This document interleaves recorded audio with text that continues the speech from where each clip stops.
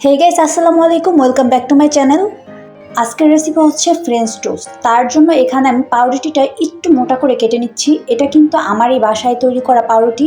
এটার recipe already আমার চ্যানেলে আছে।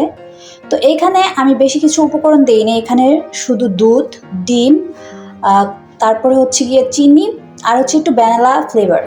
এখন এর মধ্যে আমি পাউরুটিটা ভালো করে কোট করে নিব, যেন ডিমটা ভালো করে পাউরুটির মধ্যে ঢুকে। তো ভালো করে কোট করা কিন্তু আমার হয়ে গেছে।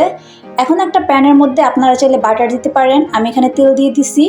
তেল দিয়ে ভিজিয়ে রাখা যে দুধের মধ্যে আর ডিমের মিশ্রণে ভিজিয়ে রাখছিলাম যে পাউরুটিগুলা, ওই পাউরুটিগুলা এবার প্যানের মধ্যে আমি দিয়ে দিলাম। এবার পাউরুটিটা একদম গোল্ডেন ব্রাউন হওয়ার আগ পর্যন্ত ভেজে নিতে হবে, এপিঠ ওপিঠ ভালো করে।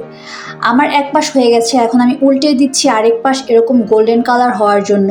এটা কিন্তু অনেক মজা খেতে, আপনারা অবশ্যই বাসায় ট্রাই করবেন। একদম সিম্পল কিন্তু অনেক মজা। এখন এই সাইডগুলোতেও যেন সুন্দর একটা কালার আসে, এই কারণে আমি এরকম সাইডগুলোকেও ভেজে নিতেছি। আমার কিন্তু ফ্রেঞ্চ টোস্ট হয়ে গেছে। অনেক সিম্পল, এটা মাস্ট ট্রাই রেসিপি। এখন আমি পরিবেশন করে নিব। এটা পরিবেশন করতে যেরকম সুন্দর, খেতে কিন্তু তেমনই মজা। এখানে আমি একটা পাউরুটি নিয়ে নিচ্ছি, এর উপরে আমি দিয়ে দিলাম ভ্যানিলা আইসক্রিম। আপনারা আপনাদের যেটা ফ্লেভার পছন্দ আইসক্রিম ওইটা দিতে পারেন, কিন্তু ভ্যানিলাটা অনেক ভালো যায় এটার সাথে। উপর দিয়ে একটু হানি দিয়ে দিলাম। ব্যাস হয়ে গেছে আমার ফ্রেঞ্চ টোস্ট।